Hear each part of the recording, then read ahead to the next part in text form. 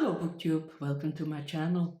My name is Emmanuel and today I want to talk about the books that I've read this week.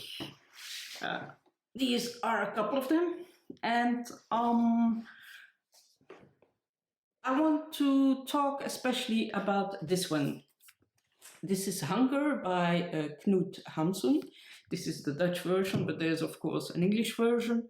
And I would like to start with the first sentence. Normally I never do that, but it was so striking that I loved it so much. He talks about Christiana. Christiana is the old name for Oslo. It was in those days when I wandered around Hungary and Christiana, that strange city which no one leaves before it has set a mark upon him. Isa. So what is Hunger about? Hunger is about a struggling author who can barely make rent. He has a tiny little room with a bed, a table and a chair, and that's it. And even that after a while he couldn't afford anymore. And he ends up in the streets, and he's always driven by hunger. The hunger has more and more a special meaning in the sense that it's hunger for, it's a metaphor for hunger, real hunger, but also hunger in the sense that you do things that you would never do because you're hungry. It's also hunger for love, and hunger for respect, and hunger for recognition, and it's a hunger for being seen and being taken seriously. So this author, the author who remains nameless, he struggles so hard that he gets skinnier and skinnier, and he looks more and more scruffy. And there is a certain moment that he grows so hungry that he even wants to eat his pencil because it was the only thing left, but he had his pride, so he didn't want to stop writing. And it's about being taken seriously because he also was looking for a job, but because he looked so scruffy and because he looked so hungry, nobody wanted to give him a job or an opportunity. This is a very autobiographical book because Knut Hamsun also struggled at the beginning days of his life. He talks actually about surviving during the winter outside. And it's also about his pride. And for me, it's brilliantly written. It's actually the first psychological novel that was written. It blew me away. A lot of authors find this the best book ever written because, and I understand it, because it's so vivid and you feel the struggle, but also because he's so stubborn, he doesn't want to give in. He doesn't want to compromise. He doesn't want to steal because he's hungry. He still keeps his pride and his values, and that's such a strong message in this book. It is really well written, absolutely really well written. It's if you would say it was written in the 90s or in 2000, you would believe it because it's so well done. It's the first time that an author used his inner thoughts, and that was never done before. And he highly influenced people like Thomas Mann, like Paul Auster, like there's so many important writers out there that really take this work, especially Hunger, so seriously. Yeah, it was an absolute must-read. The writing is very simple, so you don't have to reread every sentence 10 times before you understand it, but you want to reread every sentence because they are so beautiful. And it's a masterpiece. I can understand why he won his Nobel Prize. He has fallen out of praise in Norway because he liked the Germans a bit too much, the Nazis. But it's still is a masterpiece to read, and you can easily find it. You can even find it free audiobooks. So yeah, it's, for me it was amazing how you felt his hunger, how you felt his pain, and his struggle between how you say, between keeping your dignity and he refused, for instance, to get some free meals or to steal food or stuff like that. So yeah, amazing, absolutely amazing book.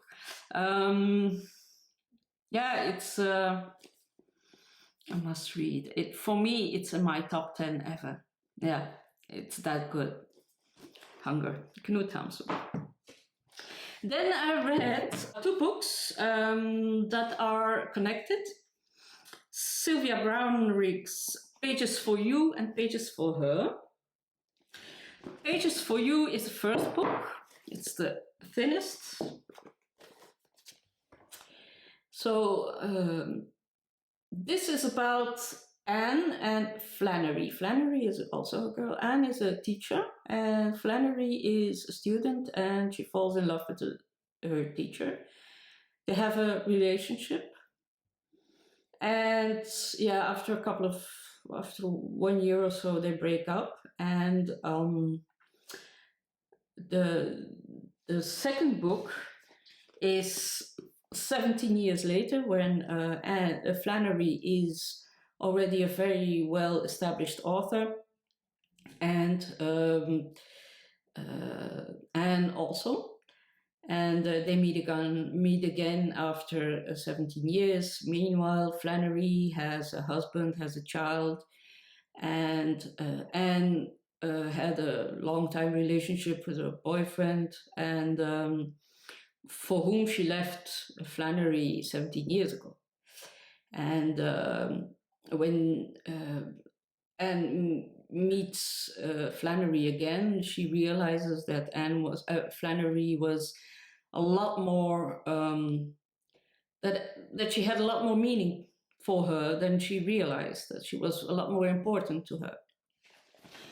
I really enjoyed it. It was really well written. What I found was the second book was a lot more interesting even, although the most people love when I look at Goodreads, most people love the first part. I love the second part because they're both now very adult women. They have lived their lives. They had their adversities. They had their troubles. They had their, they had a life, and they are at a point where where choices aren't as easy anymore, even though you can say, well, I'm going to leave my husband.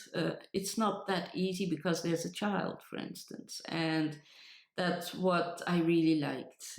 It was a very human book about the complexities of people and how life can be complicated without being dramatic. It was very thoughtful and deep, and I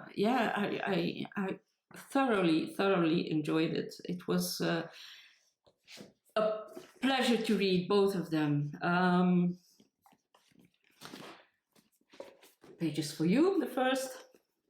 Pages for Her, 17 years later. Absolutely loved it, by Sylvia Brownrigg. Then another book from Sweden by Johanna Hedman, of Johanna Hedman. It's called Trio. This is also a Dutch version, but it's called Trio also in English. It's now out. This is about a group of friends, Thora, August, and Hugo. Thora and August are a couple, and Hugo is a friend that joins them all the time, and after a while Tora leaves August for Hugo, and then it's about those things. It's for me it was a very easy read in the sense that I flew through it. So we're talking about the stories set in the future a bit, and Hugo lives in the States, in New York, I believe. And at a certain point, the daughter of Tora and August is at his doorstep, and she wants to talk to him about her parents, how they were when they were young, and what the relationship was between the three of them. And the story is told from the viewpoint of Hugo and mostly Tora. And it's really interesting to see how they all three had a different view of each other, and that was interesting to read. And it's a perfect, relaxing, comfy read. And also because Hugo was a lot poorer than the rest, and you could also feel the difficulties between different classes. August was very upper class, and he had everything for him, and Hugo had to work for everything, and that makes the tension very different between everybody. So yeah, I really liked it. I really enjoyed it. It's a beautiful read. 4 stars.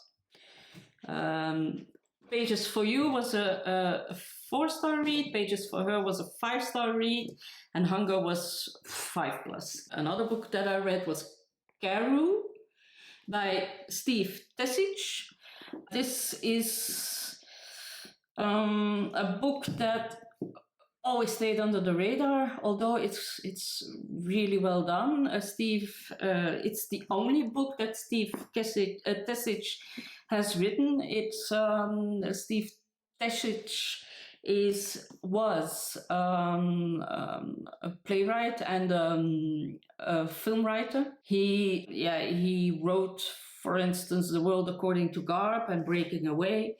But then he died, and just after he finished his manuscript for Karoo. It's the story about a Hollywood script doctor who is an absolute asshole, and he has an adoptive son. And at a certain point, he is asked to rewrite a script for a very well-known director, because the director is dying, and it's a very important project. So he does everything to do its best, but then everything goes wrong, and he drinks a lot. And the funny thing is that the more he drinks, the soberer he gets. So he can drink like 20 whiskeys and then is completely sober, and it makes him angry, and he wants to be drunk again because then he thinks he's more creative. And but things happen, and some horrible things happen in this book. It is well written, that's for sure. This is a book that is a fantastic debut. I'm saddened that he couldn't write anything else, because you can feel that this would be a very big writer. Garu was way more popular in Europe than it was in the States. This came out early 90s, I believe. No, early 2000s. And it's a must-read if you like tormented people and that are still likable in a way. This was very good. Then the other book that I read was Sunken by Jeroen Brouwers. Sunken is a book about It's an autobiographical book. Jeroen Brouwers is a Dutch author. He was born in Indonesia. And when he was 5, he ended up with his mother in the Japanese camps, where they have suffered enormously. And at the beginning, he was very close to his mother, but because he saw such horrible things happen to his mother, his love for his mother died there. And the book starts when he gets news or word that his mother died. And the book Sunken is about the horrible things he went through in those camps when at the age of 5 till, I don't know, 8, 9. And why he struggles to love his mother and why he didn't have any contact with his mother for all those years. It's a heartbreaking story. It's a sucker punch. It's uneven because it is so raw and personal. There are no profanities in it, but it's just so raw and so painful to read, but it's beautiful. I really enjoyed rereading this. This was one of the 80s books, and I was blown away. The last book I read was Yoga by Emmanuel Carrère.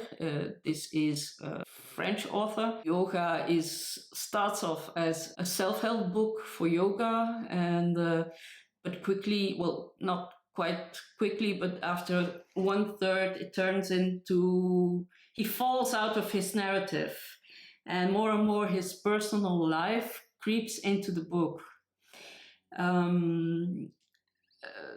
This book was written during the heydays of Muslim terrorism in Paris, Charlie Hebdo, and then the other killings that there were in Paris. And it was interesting, but I found it really difficult to like it. But on the other hand, there's so many people that love it, that I really respect, and I love their work. It's really a book for authors, I think. And